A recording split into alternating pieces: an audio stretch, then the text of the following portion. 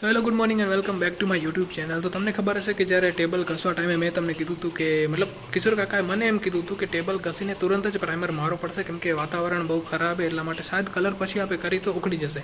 પણ તમને ખબર જ હશે કે આપણા ઘરે રાઘવી નામની એક છોકરી છે કે જેને બધું કામ કરવા ખપે ઘરનું. તો એને મને એમ કીધું હતું કે હું સ્કૂલેથી આવું ને ત્યારે આપણે પ્રાઇમર કરવો, મતલબ જે બી કલર કરવો હશે એ હું કરીશ ને હું તમારી મદદ કરીશ. એમ ભલે કરે જે બી કરે પણ એને જીદ હે તો એ સાથે જે આવશે ત્યારે જ હું કલર કરીશ. ને પાછી આજે સ્કૂલે ગઈએ ને ત્યાંથી કહીને કહીએ કે હું આવું ને ત્યાં સુધી ભૈયાને દેજો નહીં તમે કલર કે ટેબલ ઉપર કંઈ કરવા.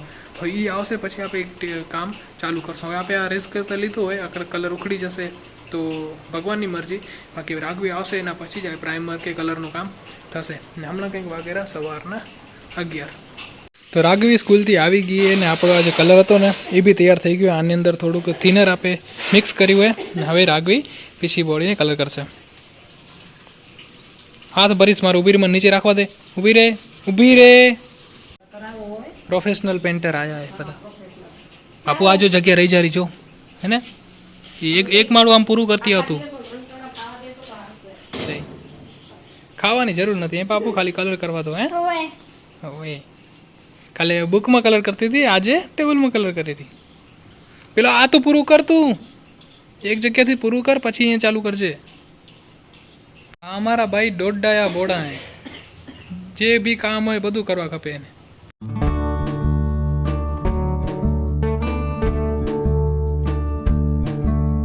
ટેબલ માથે કલર આપે ડિસાઈડ કર્યો હોય બાયર બ્લુ. કાકાનો ફેવરેટ કલર એ બાયર બ્લુ. એ કંઈક આપણે ગેટમાં કરેલો હોય, વાડાના ગેટમાં કરેલો હોય. તમને બતાવીશ, મતલબ સ્કાય બ્લુ કલર જેવો હોય, એકદમ ડાર્ક બ્લુ ના હોય. સ્કાય બ્લુ કેવો લાઇટ એકદમ એવી ટાઈપનો હોય. તો એ જ્યારે લેવા જશું અથવા તો કાકા લઈ આવશે ઘરે તો બતાવીશ તમને. એ પછી કલર કરવાનું રહેશે. આ જે પ્રાઇમરી આપે ખાલી આના પાયામાં જ લગાવશું, બાકી આગળની સાઈડ નહીં લગાડી. આગળ તો ડાયરેક્ટ કલર મારી દેશું. બાપુ તું મોટી થઈને પેન્ટર બનીશ હવે? હે તે આમ ટેબલ રંગીશ કે પછી ઓમ ચિત્ર દોરીશ? બધું દિવાલ બી રંગીશ, ઘરમાં બી રંગીશ. તો આપણે સારું થઈ જશે ને. ઘરમાં કલર કરવો હશે તો તું કરી દઈશ ને હે ને. રાઘવીને કલરના ડબ્બામાં કલર લેતા ફાવતો નહોતું, એટલા માટે પછી આપે આ રાખ્યું હોય વાટકા જેવો કટોરો.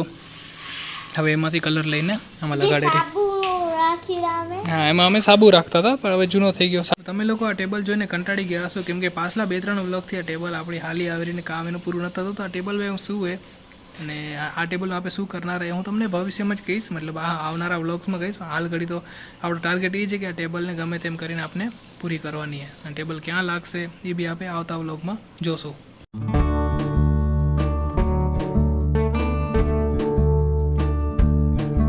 તો આપણી ટેબલ ઓલમોસ્ટ રંગાઈ ગઈ છે અને આ જગ્યાએ ને ત્યાં આપણે નહીં કરી કેમ કે આ જગ્યા સારી છે, કાટ લાગવો નથી. બસ આ દાંડીના અંદરની ભાગમાં બાકી રહી ગયું તો એ હવે કરવાનું હોય. બાકી એકદમ ડન હે ને બાપુ, મસ્ત થઈ ગયું. તો ટેબલનું કામ થયું પૂરું ને આપણે ફ્રેશ થઈને આવી ગયા, પણ હાથ એકદમ ખરાબ થઈ ગયા હતા. તો આ શેનાથી સાફ કર્યા? કેરોસીનથી સાફ કર્યા.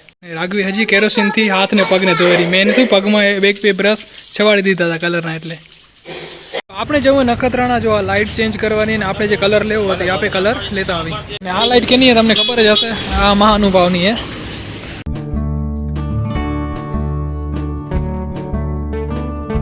તો જે આપને કલર લેવો હોય એ આ દુકાનમાંથી મળશે.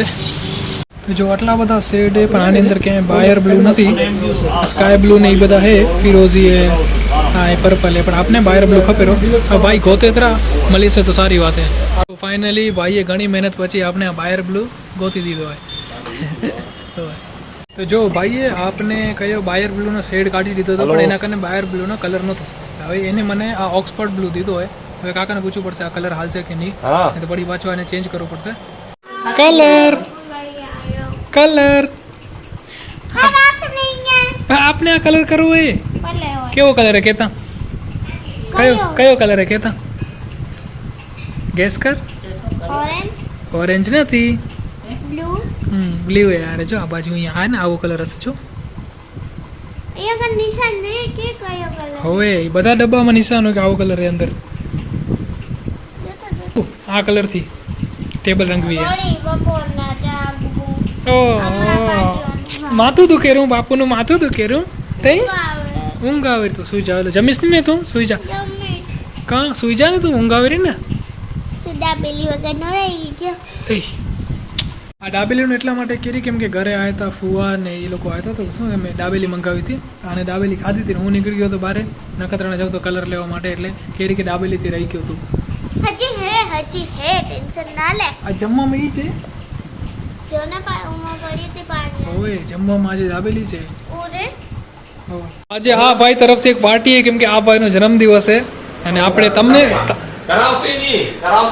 તમને સાક્ષીમાં રાખી આપણે બોલી રહ્યા કે આજે આ ભાઈ આપણે આઈસ્ક્રીમની પાર્ટી દેશે. કેટલા વાળી ખાવશે આપને?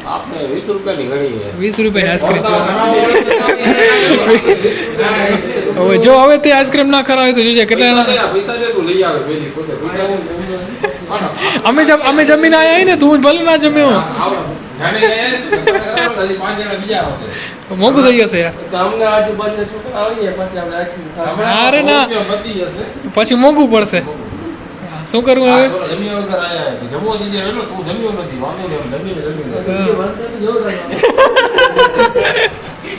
અમે ના વિડીયો વાળો આઈડિયા એકદમ મસ્ત છે. મતલબ જેનો બી હોય ને બર્થડે તો વિડીયો ચાલુ કરી કોચડા કરી નાખો. હવે આને આટામ લઈ લેવાનો યુટ્યુબમાં. હવે એ પાર્ટી દેરો કે નહીં હું તમને કાલે બતાવીશ. વિશ્વાસ છે કે નહીં તે પાર્ટી. આ જો અહીંયા કને બિલાડીનું બચ્ચું આવ્યું ને એને દૂધ કયું પાય આ બાટલી વાળું દૂધ પાય 30 રૂપિયાની બાટલી હે. બિલાડી કેટલી નસીબદાર મતલબ બિલાડીનું બચ્ચું કેટલું નસીબદાર હે. આ દૂધ પી રહ્યો પી ગયું 2 વાર આપણે રિફિલ કર્યું તો બી પી ગઈ. હજી દે અને મજા આવી ગઈ મોજ પડી ગઈ આજે. આવા દાતા રોજે મળે કે કપ સિરપ એવો એ લાગી હતી. જવા દે બિલાડો પિયર તારું એઠું ખાઈ રહ્યું છે ભલા તારા જેવો સંસ્કાર આવશે એના બિલાડી બરાબર મોજ પડી ગયા છે ભાઈ. ફોકસ એક જ જગ્યાએ હમણાં